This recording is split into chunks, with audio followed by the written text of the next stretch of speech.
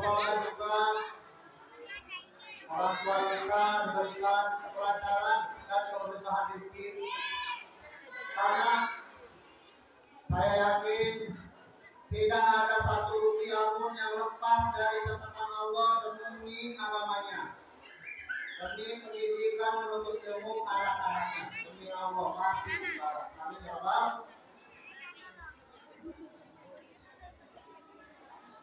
Oke, kali ini saya mungkin akan menyampaikan beberapa hal terkait khususnya tentang sekolah. Ibu, Bapak Guru, namanya sekolah atau pendidikan itu ada istilahnya, ini Bu, pernah dengar nggak coba? Pedagogi.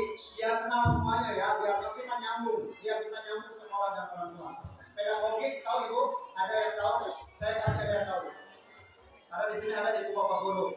Yang pasti itu ilmu dasar untuk seorang pengajar atau pendidik. Ya. Ketika kita mengajar, maka ada namanya pedagogi. Pedagogi itu apa Bu?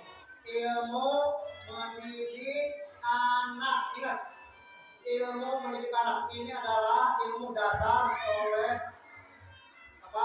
Ilmu dasar yang harus dimiliki oleh seorang pendidik. Jadi nggak sembarangan. Ya, namanya belajar. Ada orang tua yang menitipkan, benar nggak Bu? Ada sekolah yang dititipkan, ada proses belajar. Ini biar tahu petanya dulu nih, biar tahu petanya. Karena kalau nggak paham, akan ada hal yang membuat kita tidak bisa melihat perubahan anak. Ya, jadi pedagogi itu guru bagaimana punya ilmu untuk mendidik, kemudian juga apa saja yang ada pada anak. Itu pedagogi. Kemudian, Ibu, saya tanya nih, kira-kira dari anak-anak kita semua sama enggak? Sama, pokoknya sama, karakternya sama, adatnya sama, emosinya sama, perilakunya sama nggak kira-kira? Potensinya sama? Nah, ini yang harus dipahami, ya. Jadi anak-anak itu yang pertama unik, ya. Yang kedua berbeda. Ini harus ingat, kalau nggak bisa nyari siapa aja. Jangan-jangan gurunya disalahin, karena nggak bisa melihat perubahan anak. Stop dulu, kita periksa ini. Pertama, anak itu unik, jadi guru juga harus tahu anak unik. Kemudian berbeda, dan yang ketiga punya zona tumbuh kembang. Nah, saya simpulkan sederhana 3 ya, biar Ibu juga sinkron dengan sekolah. Unik, berbeda, dan punya zona tumbuh kembang. Artinya tahun ini dia berkembang ini, berkembang ini. Dia berkembang fisik, kemudian berkembang otak. Beda. Nah, unik, mereka berbeda. Mereka punya kelebihan dan kekurangan yang menutupi kelebihannya. Tapi tidak Bu, mungkin dia kekurangan, tetapi tugas sekolah dan orang tua adalah menyingkat itu semua kekurangan menjadi kita melihat kelebihannya. Karena kalau orang tua pesimis, dia akan menyalahkan Tuhan. Kenapa? Kok anak saya begini, anak dia begitu. Kok anak saya begitu, anak dia begini. Ya, itu. Jadi kita harus tahu kalau anak unik. Jadi jangan samakan anak kita dengan yang lain. Ada yang 2 tahun Quran selesai, baca lancar, Iqra tajwidnya bagus, ada. Ada yang 5 tahun baca bisa. Ada Bu. Maksudnya bukan di kita ya, bukan di maksudnya secara umum. Ada yang lahir itu bisa, tapi jarang. Kebanyakan yang orang tuanya bodo amat sekolah. Itu Bu. Karena kita mengobservasi Bu, dari 100 lebih orang tua kita juga mengamati. Kalau yang mensupport biasanya lancar. Ya. Kalau gimana sekolah terserah, biasanya ada mandat-mandatnya, sekolah juga berat. Nah itu, jadi harus tahu bahwa jangan membedakan, jangan menyamakan anak kita. Kalau berusaha keras untuk membuat anak berkualitas atau mampu lebih cepat, boleh. Tapi memaksa anak untuk menuntut dia sama dengan yang lain, jangan. Tidak bisa. Kita sudah boleh.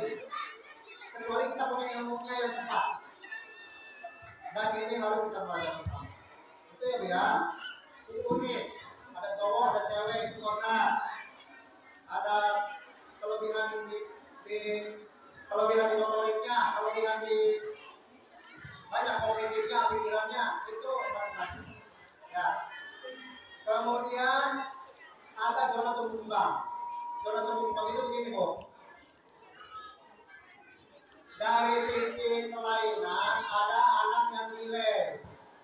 Delay itu usia 6 tahun tapi dia berperilaku dan berpikir 4 tahun. Kurang lebih contohnya ya. Itu wajib orang harus sabar dan mencari ilmu. Kemudian ada keterbatasan secara fisik misalkan.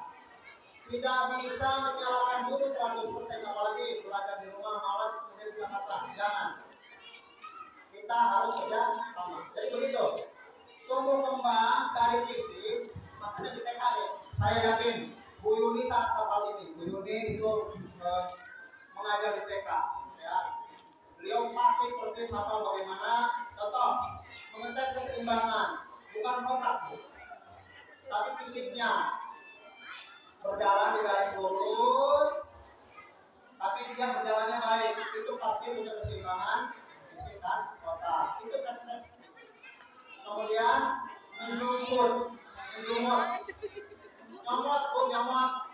itu jangan anggap sepele karena melatih motorik halus dan ini di TK. Masih guna itu begitu. Tidak mungkin dia diajak lari maraton atau apa, lari kencang atau naik. Tidak, jadi nilai lereng, ngebuting itu motorik halus. Makanya kita harus kerja sama. Ya. Kenapa Bu? Apakah yang kita nitip mobil mau dicuci begitu pendidikan? Pak ayo saya titip anak buat diajar. Tapi saya nitip mobil. Ini tukang cuci, aku nitip, aku nonton. Kamu yang nyuci. Nggak bisa begitu Bu di pendidikan. Kenapa? Ada 3 hal. Pertama, mereka ada di lingkungan rumah. Di rumah ya Bu ya, di dalam rumah atau di orang tua. Itu disebutnya pola asuh orang tua. Kemudian lingkungan di luar rumah. Ya, di rumah itu termasuk lingkungan luar rumah. Kuncinya adalah selektif orang tua mencari teman dan lingkungannya. Kemudian sekolah. Ya, sekolah itu cuma 8 jam Bu, jam 7, jam 8, 9, 11, 12, 1, 2, 7 jam di sekolah. Berarti kalau 24 jam, 17 jam di rumah. Kalau mengembangkan semua orang di luar ke sekolah, maka ini ada kekeliruan pengetahuan. Tidak bisa anak 100% di sekolah, tidak bisa. Harus segitiga emas terjalin, makanya di mana-mana segitiga emas ada. Rumah, lingkungan, sekolah. Rumah, lingkungan, sekolah. Ya, itu ya Ibu. Kemudian tentang perubahan. Ya. Ibu sudah melihat anaknya berubah belum? Sejak kelas 1 kemudian sampai sekarang. Kalau Kalau enggak nih, hati-hati nih. Dulu bisa baca enggak? Karena perubahan itu dari nggak bisa menjadi bisa. Dan sebelum itu dari perbuatan yang jelek, jeleknya berkurang. Karena ada yang betul sana, betul sini, tengah sana, tengah sini. Nah, kita kurangin, kita pahami. Ya, bisa baca, bisa nulis, pendidikan lebih baik. Tapi ini Bu, anak di sekolah anak berbeda dengan di rumah. Saya sudah mengamati 100 anak lebih, dan saya pernah mengajar juga di luar anak-anak jadi mengamati musik. Anak kadang berbeda perilaku di rumah dan di sekolah. Jadi itu yang perlu kita pahami. Ya, makanya kita jangan aduan anak berantem di rumah, orang tua pada orang tua itu berantem, jangan. Anak sudah damai lagi, orang tua 2 tahun itu juga bisa damai. Ya, ya barangkali itu saja dari saya. Saya ajak ibu bapak guru dan orang tua untuk kita sama-sama bekerja sama dalam pendidikan anak kita. Kita ingin yang terbaik, guru juga ingin memberikan yang terbaik. Kita bersama-sama, ya, kita bersama-sama, dan kita bijak melihat anak kita dan potensi anak kita. Kemudian yang terakhir, alhamdulillah hari ini acara pengurusannya dan pelepasan murid-murid TK Darul Ilmi Cikarang saya nyatakan dibuka. Kepada anak-anak yang sudah tidak sabar, silakan bersiap-siap. Saya ucapkan terima kasih, mohon maaf bila ada saya berkenan. Mari kita bangun bersama anak kita menjadi anak yang hebat. Assalamualaikum warahmatullahi wabarakatuh.